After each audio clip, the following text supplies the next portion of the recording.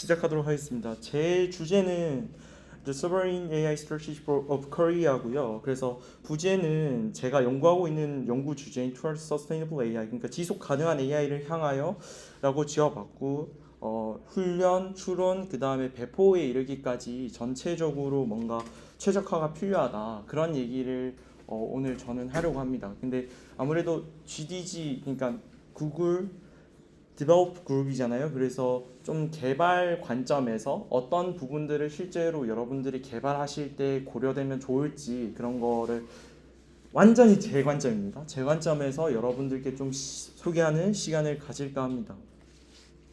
네. 본격적으로 시작에 앞서서 제 간단한 좀 소개를 드리겠습니다.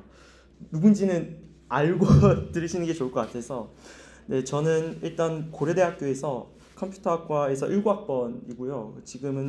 그리고 지금 현재는 김영근 교수님이라고 컴퓨터 아키텍처를 하시는 교수님 밑에서 대학원 과정을 진행 중에 있습니다. 아래 학교와 기관들은 콜라보를 했던, 연구를 같이 공동 연구를 했던 기관 또는 오른쪽은 이제 GPU나 아니면은 저에게 펀딩을 주는 아주 고마운 존재들이고요. 그래서 네, 홍보 겸 해서 담아봤습니다. AI는 너무 이미 다들 잘 사용하시고, 그래서 제가 말씀을 여러분 앞에서 좀 드리는 게 민망하기도 한데, AI는 정말 많은 분야에서 활용이 되고 있죠. 제너티브 AI뿐만 아니고 사실은 피지컬 AI, 저는 요즘 많이 진짜 피지컬 AI가 많이 뜨는 것 같고, 그리고 신약 개발, 이런 기초 과학 분야에 이르기까지 정말 사용되지 않는 분야가 없습니다. 그래서 여러분들이 만약에 미래를 AI가 과연 어디에 또 사용될까, 그런 것들을 보실 때 저는 참고해 주시면 좋을 만한 게, 저는 엔비디아사가 뭘 하고 있는지, 사실 엔비디아사가 GPU만 하고 있는 건 아니거든요. GPU에서 돌아가는, 결국에는 킬러 어플리케이션들이 있어야 그런 GPU 엄청나게 비싼 하드웨어들을 팔아먹을 수 있을 텐데, 그 하드웨어를 각각의 킬러 어플리케이션들이 있습니다. 최근에 집중하는 거는 제가 봤을 때는 피지컬 AI와 그리고 신약 개발, 그러니까 분자 동력학 시뮬레이션 돌리는 것들 있잖아요. 그런 것들인 것 같고요.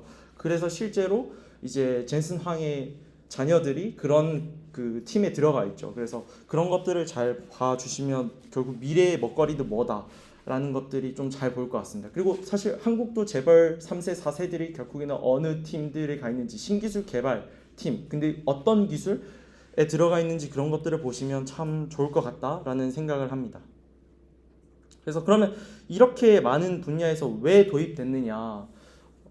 사실 성능이죠. 성능이 정말 좋습니다. 사실 저보다 똑똑하고 교수님보다는 아니겠죠. 네, 그렇습니다. 그래서 어쨌거나 박사는 뛰어넘었다 일단.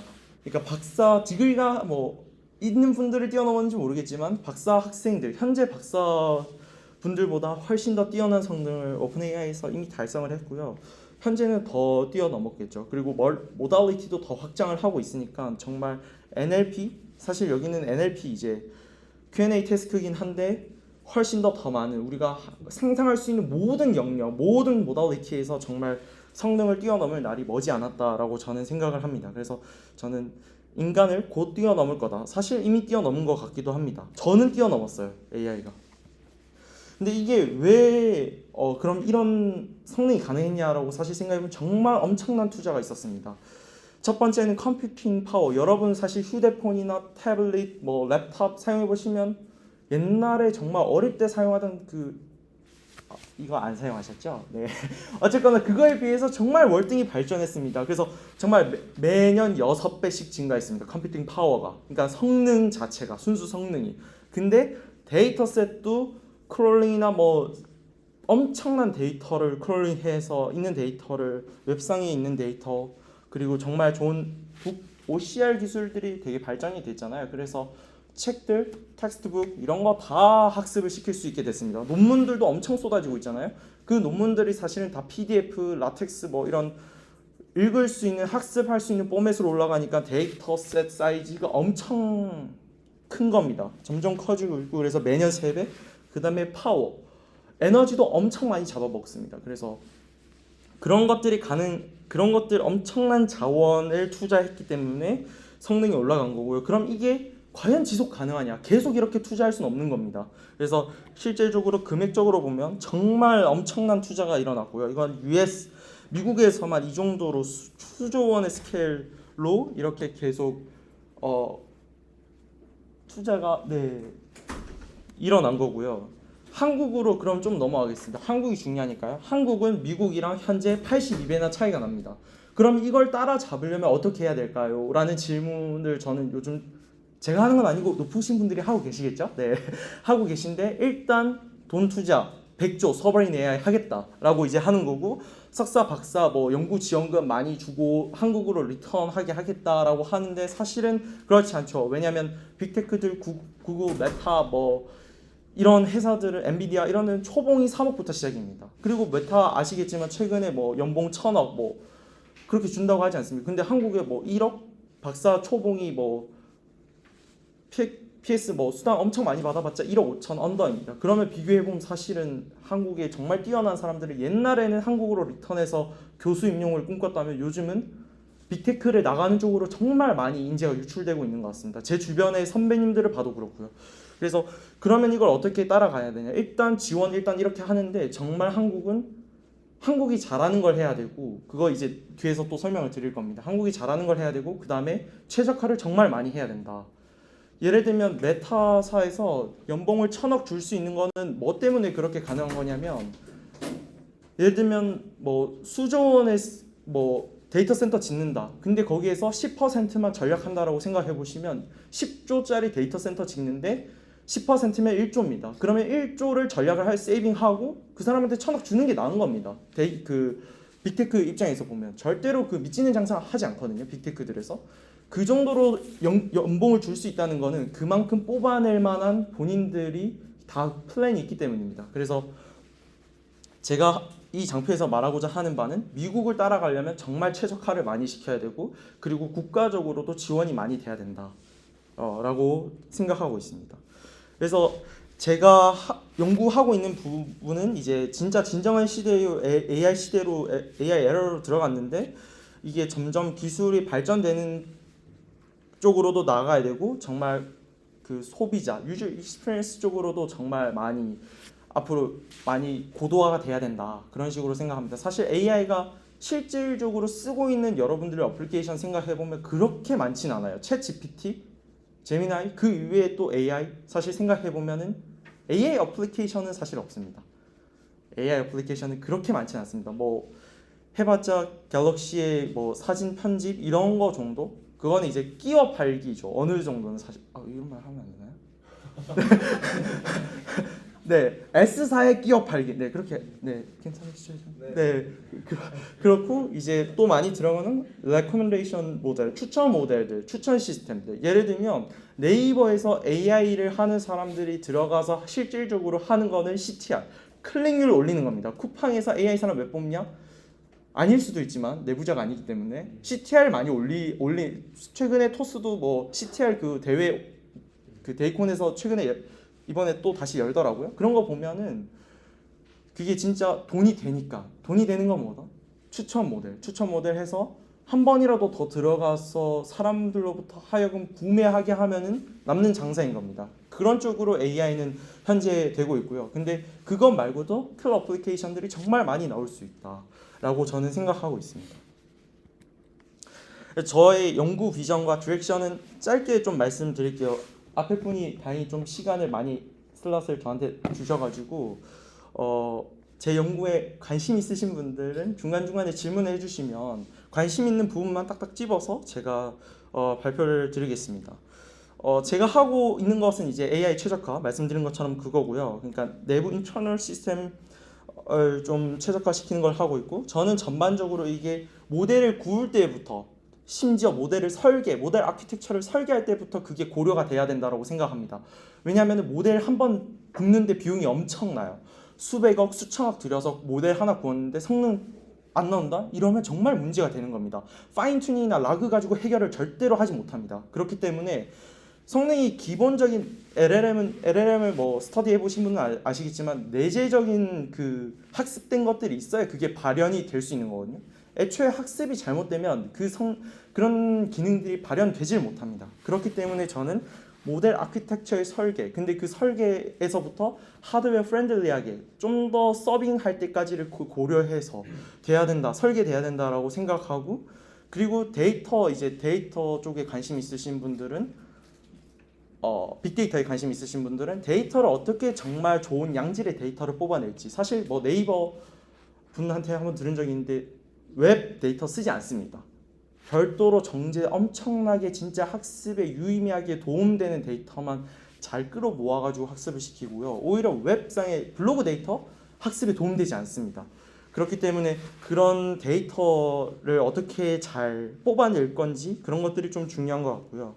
그 다음에 실제로 인퍼런스 서빙하는 단계에서 여러분들이 이제 개발에 관심이 많으시기 때문에 약간 개발 쪽에 그 디프로이 배포 측면에서 말씀을 드리면, 이게 배포는 한 사람 1대1로 배포 서비스 하는 게 아닙니다. 1대 다로 서비스를 하죠. 그죠? 그러니까 정말 많은 유저들, 뭐 예를 들면 자기소개서에도 정말 실질적으로 유저를 확보를 했느냐, 많은 사람들을 대상으로 서비스를 했느냐, 이런 것들이 정말 중요한 지표로 평가가 되고 있지 않습니까? 그런 걸 생각해 보면 실제로 많은 사람한테 서비스하는 거는 또 다른 문제, 여러 가지 문제가 있습니다. 챌린징한 문제들이 있고요. 그래서 그런 것들을 어떻게 잘 할 건지, 그런 것들에 대해서 저는 관심이 있습니다. 그래서 첫 번째는 뭐 학습부터 저는 연구를 했고요. 학습, 좀 더 정확하게 말하면 파인 튜닝을 어떻게 더 효율적으로 할 건지, 가속할 건지, 저렴하게 할 건지에 대한 연구를 했고요. 얘는 요즘 메모리 HBM 되게 핫하잖아요. 개발을 하시는 분들도 이제 뉴스를 보시면 HBM, 삼성 HBM, 뭐 엔비디아 승인 받았다, 뭐 이런 뉴스 많이 나오고 있는데, 메모리가 되게 상당히 버틀넥입니다. 그렇기 때문에 여기서 보시다시피 모델은 엄청나게 커졌는데, 이런 장표 보셨을 거예요. 모델은 엄청나게 커졌는데 GPU 메모리는 아주 완만한 속도로, 이게 사실 옆에가 로그 스케일이라는 걸 생각하면은 엄청납니다. 그러니까 모델의 속도를 따라잡지 못하는 거예요. 그러면 어떻게 하냐면 현재는 GPU를 묶어서 합니다. GPU 클러스터 4대씩, 8대씩, 16대씩 한 파드로 뭐 80몇 대, 96대씩 묶어서 학습을 시킵니다. 근데 이게 효율적이냐? 비효율적입니다. 왜냐하면 커뮤니케이션 어버이드가 상당히 크기 때문에. 우리 통신할 때 되게 답답할 때 있잖아요. 통신 연산하기도 바쁜데 통신을 해야 되면은 엄청나게 그게 비용이 많이 드는 겁니다. 그렇기 때문에 저는 학습에서의 버틀넥은 메모리다라고 생각을 했고, 그래서 메모리를 이제 최적화시키는 거를 쭉 해서 뭐 결과가 잘 나왔다, 뭐 그래서 결과 잘 나왔으니까 사실은 논문이 나갈 수 있는 겁니다. 결과가 안 좋은데 논문이 나갈 수는 없어요. 그래서 이제 ASU에 계신 박사님과 순실대에 계신 교수님 뭐 해가지고 이제 나클에서 발표를 했고요. 관심 있으신 분들은 한번 보시고 저한테 뭐 또 문의를 주시면 언제든지 제가 답변을 해드릴 수 있습니다. 근데 아무래도 개발자시니까 관심 대학원이나 이런 거에 관심 있으신 분들은 편하게 질문해 주시면 될 것 같아요. 그래서 현재 제가 하고 있는 거는 이제 대규모 인프라스트럭처에서 실질적으로 배포를 할 때 이게 어떻게 해야 효율적으로 돌릴 수 있을까, 이런 고민을 하고 있습니다. 이건 진짜 현재로 연구하고 있는 거고요. 보시면 아시겠지만 사람들이 모든 똑같이 리퀘스트를 날리지 않습니다. 그리고 그 리퀘스트가 언제 도착할지도 몰라요. 어떨 때는 리퀘스트가 많이 들어오고 어떨 때는 리퀘스트가 적게 들어오고. 실제로 챗 GPT가 예전에 한번 터졌지 않습니까? 한번 터져가지고 서비스 중단된 적이 있었는데, 그때 왜 그렇게 터졌는지 사실 생각해보면 그때 리퀘스트가 몰려가지고 GPU 가버돼서 처리를 못하니까 계속 리퀘스트가 큐에 쌓이는 겁니다. 근데 사실 생각해보면 구독도 하시잖아요. 그럼 구독한 사람과 비구독하고 있는 사람들 사이에 차이를 줘야 됩니다. 그러면 이제 프라이어티 큐, 여러분들이 많이 사용하시는 자료 구조, 멀티 레벨 큐, 그런 걸 사용을 해서 돌리는 거예요. 스케줄링 하는 거예요. 근데 큐에 꽉꽉꽉 차면은 어떨까요? 큐에서 넘치거나 아니면 큐에서 넘치면 결국에는 정책이 어떻게 되냐면 빈 GPU를 찾아서 리퀘스트가 또 돕니다. 근데 빈 GPU가 없어요. 그럼 그 리퀘스트는 계속 또 돌아요. 그러니까 서비스가 중단되는 겁니다. 죽는 겁니다. 그래서 이제 그런 문제들을 해결하고자 하는 욕구가 있고요. 그래서 뭐 누구는 번역을 요청하고, 누구는 뭐 코딩을 요청하고, 누구는 사진 뭐 이미지 제너레이션을 요구하고, 그 사람마다 요구하는 것들이 다르고, 그리고 그 사람마다 요구하는 게 다른데 플럭추에이션도 있다고 했죠. 리퀘스트 레이즈에. 근데 또 하나 더 고려해야 되는 건 이게 아웃풋 길이도 다릅니다. 인풋 길이도 다르고. 그러면 이 말인즉슨 사용하는 리소스가 다르다는 겁니다. 모든 리퀘스트가 언제 들어올지도 모르는데 심지어 그 리퀘스트가 얼마나 리소스를 사용할지도 몰라요. 그게 진짜 문제입니다. 그러면은 내가 얼마나 GPU를 할당해줘야 되는지 모릅니다. 그러니까 서비스 프로바이더 입장에서 어떨까요? GPU를 더 많이 사놔야 됩니다. 예를 들면 실질적으로 뭐 AWS, 마이크로소프트나 이런 데 실질적으로 GPU 유틸라이제이션을 보면 50% 언더입니다.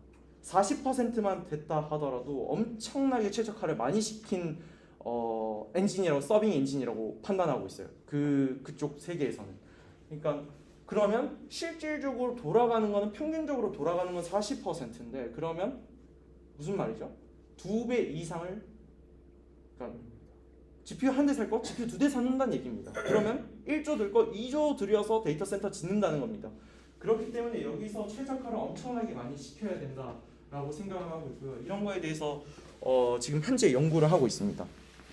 그래서 약간 키 옵저베이션은 제가 실험한 내용을 좀 담아놨는데요. 실질적으로 대화랑 코드랑 인풋과 아웃풋의 길이가 다르다. 이건 너무 당연한 거잖아요. 저희가 사용해봐도 알잖아요. 그거는 코드를 많이 넣으면 사실은 코드가 엄청나게 길잖아요. 그러면 그거 한 번에 다 처리해 주잖아요. 요즘 그 VS 코드에서 뭐 아니면 또는 제미나이, Thank you for IQ, 네, 제미나이, 네.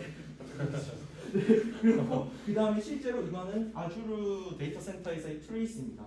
이거는 이제 다른 논문의 퍼블리케이션에서 제가 데이터를 긁고 와서 이제 실제로 찍은 거고요. 보시면 되게 플럭추에이션이 심합니다. 여기 찍고 그 다음에 피크는 여기니까 진짜 수십 배가 차이 나는 거죠. 사람들이 많이 보낼 때는 많이 보내고 적게 보낼 때는 적게 보냅니다. 왜 그러냐면 그거는 지역적인 특성 때문에 그렇습니다. 지역적인 특성도 있고요. 또는 뭐 쉬는 시간 이런 것들이 사실은 점심 시간 이게 사실은 비슷하잖아요. 사람들의 생활 패턴이 그렇기 때문에 어쩔 수 없습니다. 그런 거에서 기인한다라고 저는 생각하고 있습니다. 그래서 이게 왼쪽 그림은 실제로 메모리상에서 GPU를 얼마나 차지하는지 얘기인데 이게 하얀색 부분이 안 쓰이고 있는 부분이라고 생각하시면 됩니다. 실제로 리얼 트레이스, 리퀘스트 레이스로 이렇게 플럭추에이션 줬을 때 안 쓰이고 있는 부분들이 있더라. 이게 비어 있는 겁니다. GPU가 안 쓰이고 있는 거예요. 또는 넘칠 때도 있죠. 이게 사실은 여기는 넘쳐가지고 CPU 메모리로 오프로딩 시킨 겁니다. 그래서 심지어 느린 거죠. 이러면 응답이 느려지는 구간도 있고, 근데 또 여유로울 때는 엄청 여유로워요. 그 다음에 TTFT 스파이크라고 하는데 TTFT 모르시는 분들을 위해서 말씀드리면 Time to First Token. 여러분들에게 처음으로 토큰을 밀어줄 때, 보여줄 때의 시간입니다. 근데 대부분의 리퀘스트들은 정말 빠르게 응답을 해줘요. 근데 여러분 아실 거예요. 챗GPT가 엄청 느릴 때가 있다. 사실 생성할 때는 빠바박 생성이 되는데 첫 토큰을 뱉어낼 때까지 되게 시간이 오래 걸릴 때가 있습니다. 경험을 아마 해보셨을 거예요. 그게 이런 것 때문에 그런 겁니다. 펜딩 리퀘스트가 생겨서 GPU 메모리가 이미 꽉 차 있는 거예요. 그러면 그 리퀘스트가 다른 GPU로 옮겨가거나 아니면 기다려야 됩니다. 그러면은 첫 번째 토큰이 늦게 나오는 거죠. 사람들은 그걸 기다릴 수가 없습니다. 새로 고침 하죠. 새로 고침하면 그러면은 그게 부하가 줄어드냐? 그건 아니죠. 또 새로운 리퀘스트 보내잖아요. 저희가 안 되네. 오늘은 오케이 여기까지 일하고 아니잖아요. 여러분 안 그러시잖아요? 네, 그렇습니다. 그래서 그런 것들이 챌린지하고요. 그러니까 이걸 예측하는 것 자체가 되게 어렵습니다. 그래서 이런 빈 부분들을 어떻게 해결할 건지, 그리고 이게 멀티티어, 그러니까 구독하는 사람과 비구독하는 사람의 차이를 어느 정도로 줘야 될지, 그런 고민들이 실제로 서비스 프로바이더들이 하고 있고요. 엔비디아가 죄송해요. 네이버죠. 네이버사에서 이제 최근에 인턴십을 여러 장 냈는데 그 중에 한 장이 멀티모달이었고요. 그러니까 두 개가 VLLM 최적화였습니다. LLM 서빙 엔진 최적화 한 장, LLM 서빙 경량화 한 장. 그러니까 멀티모달 모델 하나 만드는 것만큼 그 이상으로 모델 서비스 프로바이딩 하는 게 정말 효율화 최적화가 중요하다. 그래서 여러분들 이제 개발을 엄청 잘하시는 분들이 여기 오셔가지고 뛰어드셔가지고 정말 기여할 수 있는 부분이 전 많다라고 생각을 하고요. 정말 채용도 많이 활발하게 하고 있는 것 같습니다. 실제로 삼성에서도 제가 알기로는 모바일 사업부, 심지어 뭐 DSD 뭐 사업부에 관심이 없으시겠지만 DSDX 부문으로 나눠져 있는데 그 DS는 이제 디바이스 솔루션, 메모리 만드는 그 휴대폰에 들어가는 칩 설계하고 이런 사업부가 있는 데라고 보시면 되고, DX는 experience, 그러니까 여러분들의 휴대폰을 만들고 그 다음에 소형 가전하는 곳이라고 보시면 됩니다. 쉽게 생각하시면 그래요. 근데 서비스 프로바이더, 이거는 LLM 서빙, 이거는 뭐 DS 메모리 만드는 회사에서 해야 되는 거 아니야? 라고 생각하시겠지만 사실은 MX에서도 하고 있습니다. MX 모바일 솔루션, 그러니까 휴대폰 만드는 회사에서도 자체적으로 데이터 센터를 구미 사업장에 지어가지고 지금 LLM 서빙 엔진 최적화를 하고 있어요. 왜냐? 여기에 이제 온 디바이스 AI를 많이 넣으려고 하잖아요. 근데 지금 모델이 커지는 속도나 모달리티가 확장되는 속도가 온 디바이스 AI, 그 휴대폰의 성능을 못 따라갑니다. 그러니까 자체 데이터 센터 구축해서 한번 테스트 해보려고 하는 거예요. 이게 얼마나 돈이 뽑아낼 수 있는지. 이 서비스를 넣었을 때 구독제를 할 만한지, 또는 이게, 왜냐면 자체적으로 데이터 센터를 안 가지고 있으니까 결국에는 맡겨야 되잖아요. 그 맡겼을 때 비용과 고려해서 그러면 우리가 데이터 센터를 짓는 게 낫겠다, 안 짓는 게 낫겠다, 이런 거를 이제 저울질하고 있는 겁니다. 그래서 정말 많은 빅테크들뿐만 아니고 국내 회사들도 이런 것들을 연구하고 있다라고 생각해 주시면 될 것 같고, 이거는 저는 재밌는데 여러분들은 재미없으시니까 넘기고, 지금 하고 있는 게 뭐 예비 파일럿 스터디인데 결과 잘 나왔다라는 거고, 그래서 아마 내년 초에 논문이 아마 들어가서 나올 수도 있을 것 같고요. 잘 되면, 아주 잘 되면, 네, 그렇습니다. 이거는 이제 푸른이고요. 이거는 넘어가겠습니다. 빠르게. 온 디바이스 AI 이제 관심 좀 있으실 것 같아요. 실제로 서비스 어플리케이션 만드시는 분들은 온 디바이스 AI는 뭐가 좋냐, 왜 이렇게 온 디바이스 AI를 하려고 하느냐라는 것을 좀 말씀을 드리고 싶은데, 온 디바이스 AI는 안 갔다 와도 되죠. 안 갔다 와도 되니까, 이거는 제가 주장하는 게 아니고 이제 구글 IU 2025, 땡큐 구글. 네. 네, 그래서 오프라인 유스 세이 코스트도 절약되고 프라이버시도 지켜지고 레이턴시도 이제 줄일 수 있다, 그런 얘기를 하는 겁니다. 그래서 구글 IU에서 온 디바이스 AI, MPU를 구글에서 하잖아요. TPU. 심지어 한국의 리서치 조직으로 구글이 한 작년에 구글 TPU, 엣지 TPU 팀이 연구 조직이 셋업이 됐습니다. 그래서 한국에서도 이제 여러분들이 구글에서 가서 연구를 하실 수가 있어요. 그래서 뭐 하냐? 온 디바이스 AI. 정말 관심이 많고 많이 하려고 한다. 그래서 이런 것들을 연구를 하고 있고, 저희 연구실에서 했던 거를 잠깐 말씀드리면, 이제 디바이스가 되게 많잖아요. 요즘 메모리가 뭐 버틀넥이 뭐 이런 얘기 말씀드렸는데, 결국에는 휴대폰 있고, 그 다음에 스마트워치 있고, 랩탑 다들 가지고 계시잖아요. 그러면 그거를 모든 기기를 다 활용해서 더 큰 모델을 제공하자. 모달리티를 더 확장시킬 수 있게 되는 겁니다. 예를 들면 비전 모델은 여기서, NLP 모델은 여기서. 그러니까 인코더들, 뭐 디코더들 각각 태워가지고 올려가지고 합쳐가지고 보내주고, 그런 것들을 가능하게 하려고 하는 게 이 연구고요. 이 연구도 아마 곧 논문이 나올 것 같습니다. 그렇고요. 그래서 그러면 이게 어디로 나아가느냐, 이런 얘기를 전 좀 여러분들과 좀 얘기를 나누고 싶고, 그리고 여러분들의 의견도 좀 궁금한데요. 저의 이제 제 생각만 말씀드리면, 에이전트 AI로 가는 것 같다.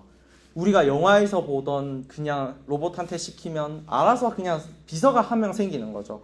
뭐든 다 알아서 해주는, 뭐 예약도 알아서 해줘, 그 다음에 뭐 구매도 알아서 해줘, 그리고 뭐 심지어 일도 대신해 줄 수 있겠죠. 근데 이 일 대신해 주는 게 사실은 좀 어렵습니다. 왜냐하면 명령이 정확해야 돼요.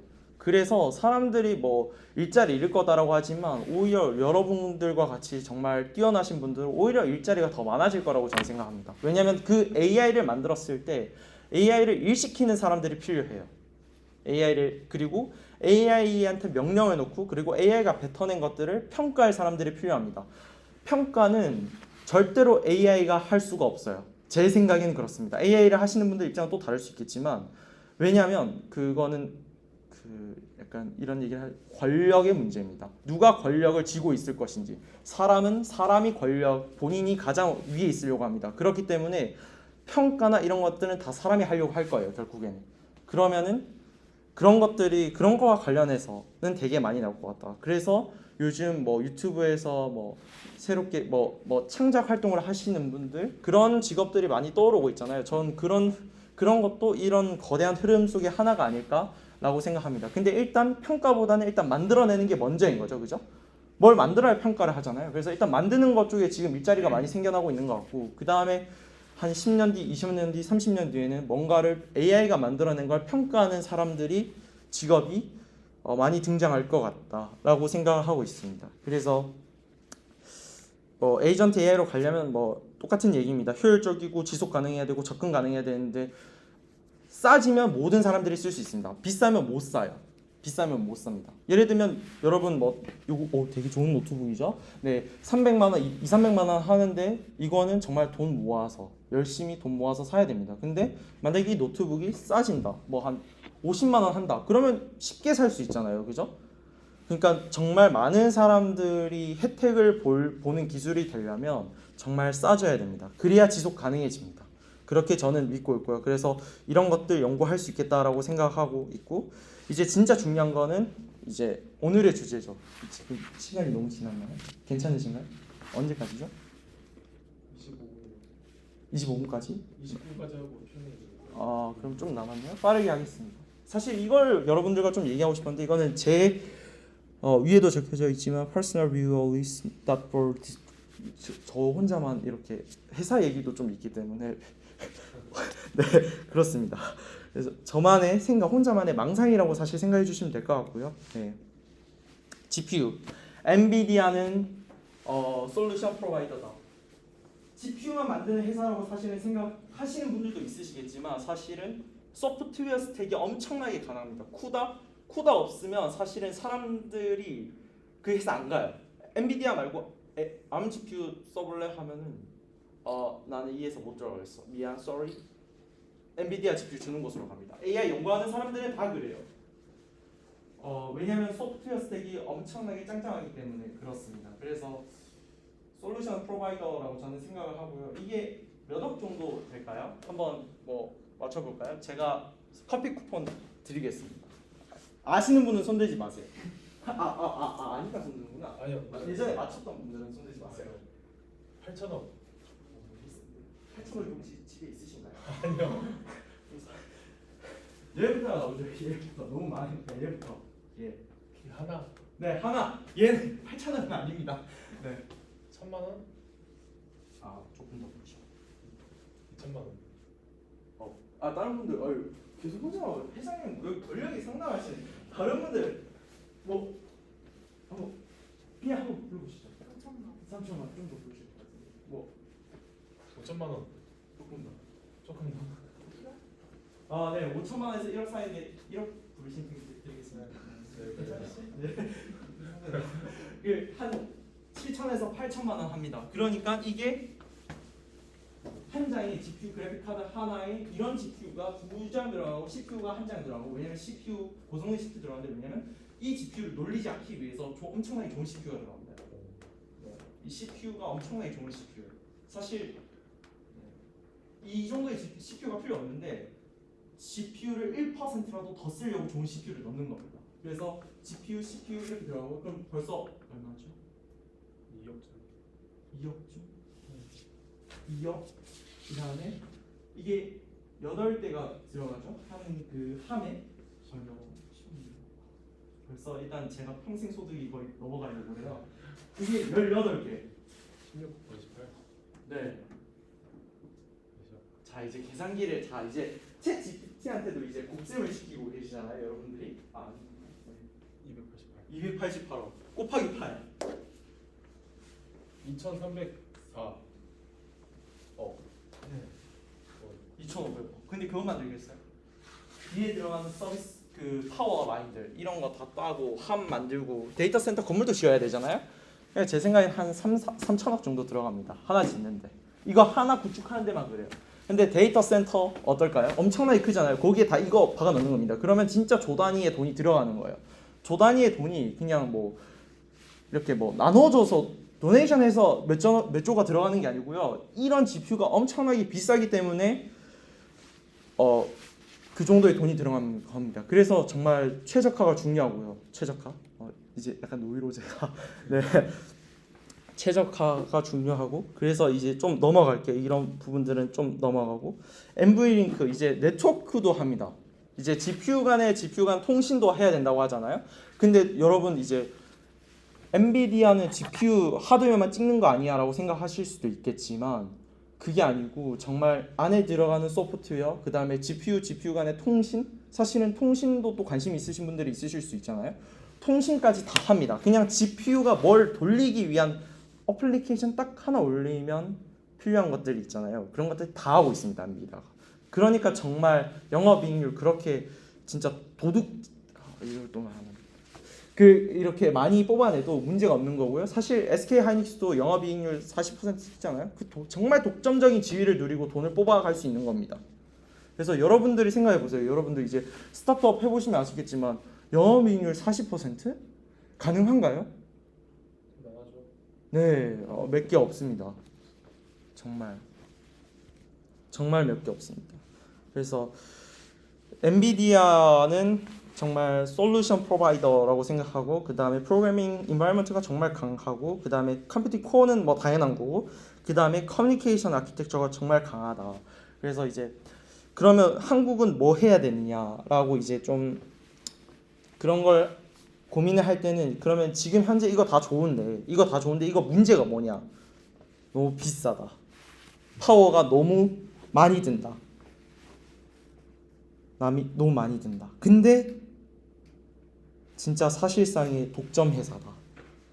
그러면 한국은 뭐 해야 될까라고 저는 생각을 해봤을 때 너무 여러분들이랑 좀 먼 얘기실 수도 있지만 이거는 잠시 돌아갔다 올게요. 결론만 말씀 빠르게 드리겠습니다. 소프트웨어 관점이 아니고 하드웨어 관점이긴 한데요. 여러분 저는 말씀드리고 싶은 게 어플리케이션을 만든다고 해서 알아서 돌아가지 않습니다. 하드웨어 최적화를 정말 많이 시켜야 돼요. 사실은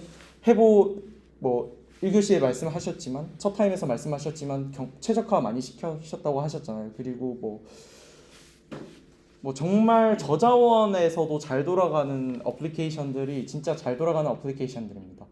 예를 들면 게임 같은 것들 발열 문제 되잖아요. 그게 최적화를 안 시켜놔서 그런 문제가 터지는 겁니다. 버벅이고 느리고 그렇기 때문에 저는 그런 것들을 많이 해야 된다라고 생각하고 그리고 엔비디아가 트레이닝 마켓에서는 정말 독점적이기 때문에 싸워서는 사실 안 된다라고 생각합니다. 사실은 지금 현재는 돈을 거기에 투자해서는 안 된다라고 생각합니다. 그래서 한국 만약에 트레이닝 관련해서 뭔가 사업을 하고 싶으시다? 그럼 저는 미국 가서 하는 게 낫다라고 생각해요. 거기에 더 시장이 더 크고요, 사실.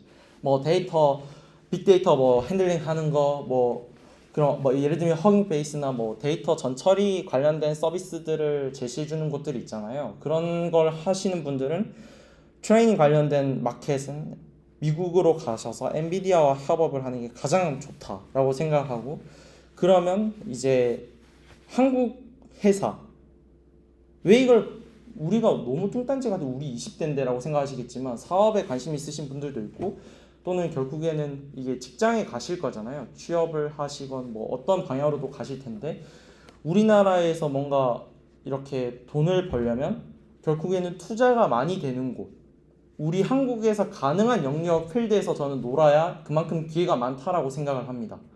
트레이닝은 아니라고 저는 생각한 거고 인퍼런스, 추론, 서비스 프로바이더 입장에서 뭐 예를 들면 잘하는 데들이 있잖아요.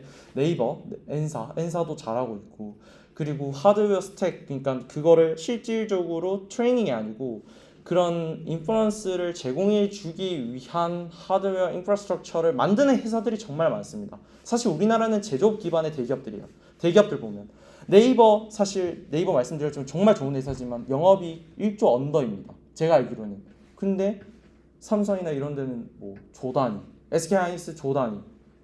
그럼 조단위에서 내가 1억 버는 게 쉬울까요? 1000억에서 내가 1억 빼오는 게 쉬울까요? 이거 횡령을 하라는 말씀이 아니고 그냥 돈을 벌 때 어디에서 더 가서 더 쉽게 돈을 벌 수 있을까? 어디에 가서 더 경쟁 물론 하셔야겠지만 좀 더 그 경쟁이 치열하면 운의 영역으로 들어가잖아요. 운의 영역이 아니고 정말 내 능력을 입증하면서 그만한 뭔가 베네핏을 얻을 수 있을까라고 생각해 봤을 때 저는 하드웨어 인프라스트럭처 그리고 인퍼런스에서 서비스 프로바이더 입장에서 그런 영역이 유망하다라고 생각을 합니다. 그래서 삼성, SK 하이닉스, LG 일렉트로닉스, 뭐 네이버사 뭐 많은데 그런 회사들이 뭘 하고 있는지를 보는 게 중요하다고 생각하고 사실은 저는 그걸 보는 게 중요하다고 생각합니다. 회사에서 job description 나올 때 어느 부문 뽑는다라고 나옵니다. 그러면 거기에서 많은 영역을 차지하는 곳이 있어요. 예를 들면 삼성 MX 사업부 같은 경우 최근에는 비주얼 AI 팀이 비전 AI 하는 팀이 세 개의 팀에서 뽑았습니다. 그래서 하나의 팀에서만 박사를 8명 뽑았어요. 8명이면 엄청나게 많이 뽑은 거예요, 사실. 한 20개 그룹이 있었거든요. 20개 팀이 있었는데 그중에 4-5개 상위 4-5개 AI 하는 팀이 들어가 있습니다. 그렇게 사람 많이 뽑는다는 거예요. 그래서 저는 AI를 하는 분들이 정말 좋은 그 포지션인 거라고 생각을 하고 그렇게 생각을 합니다. 네, 그래서 비전은 아무래도 최근에 나오는 이제 비전 모델들 빠르게 적용시켜 보자 해서 뽑는 걸로 알고 있고요. 그래서 네, 그렇습니다. 네, 그래서 그렇게 생각하고 그 다음에 이제 서비스 프로바이더 입장에서도 그러니까 어플리케이션들을 만드는 개발자 입장에서도 조금 더 확장을 해서 저는 볼 필요가 있다라고 생각을 해요. 그러니까 너무 스페시픽한 도메인 말고 조금 더 쉽게 확장할 수 있는 도메인으로 먼저 도메인을 선택하는 게 좀 좋을 거라고 생각합니다. 저는 사실 스타트업을 해보지 않아서 어플리케이션을 만들어 보지 않아서 정확하게 딱 이거다라고 말씀을 드릴 수는 없지만 하나의 어플리케이션을 만들었을 때 그 어플리케이션이 만약에 실패할 수도 있잖아요. 그러면 그 기술 스택을 다른 도메인에서 그대로 적용할 수 있는 그런 어플리케이션을 만들면 전 되게 좋다라고 생각하고 있습니다. 사실은 민주님이 그런 거죠. 네. 그래서 키 테이크어웨이는 좀 마무리를 이제 슬슬 지어보면 AI는 계속 성장한다. 그리고 정말 트레이닝과 인퍼런스 전체적으로 최적화시키는 어프로치가 필요하고 그 다음에 지속 가능한 마인드셋이 좀 필요한데 이거는 비단 기술뿐만 아니고 사람도 그렇습니다. 사람이 꺾일 때가 오거든요. 저 같은 경우는 이미 한번 크게 꺾였었고 그때 정말 회복 탄력성이 정말 중요한 것 같습니다. 다시 회복할 수 있어야 돼요. 그래서 이게 지속 가능성을 기술뿐만 아니고 나 스스로도 정말 이런 삶을 계속할 수 있느냐? 뭐 예를 들면 개발 관심 있으신 분들은 개발을 내가 평생 업으로 삼을 수 있을까? 그런 고민들을 저는 이제 진지하게 해야 될 시기라고 생각하고요. 마냥 초등학생이 아니잖아요. 그냥 뭐 저는 어릴 때 꿈이 대통령을 이렇게 써놨던데 그런 망상을 할 수는 없는 겁니다. 네, 그렇습니다. 그래서 지속 가능하냐 또는 대학원을 가고 싶은 분들은 학부 연구생을 최대한 많이 경험해 보시고 내가 이런 연구 생활을 계속 할 수 있을까? 그런 고민을 하시는 게 더 중요하다고 생각합니다. 앞에 내용은 사실 다 잊어버리셔도 돼요. 지속 가능한 무언가, 내가 정말 평생 업으로 삼을 수 있는 무언가를 찾는 게 전 중요하다고 생각합니다. 저도 아직 그 고민을 계속하고 있고요. 네, 그렇습니다. 네, 여기서 발표는 마무리하도록 하겠습니다. 감사합니다. 네.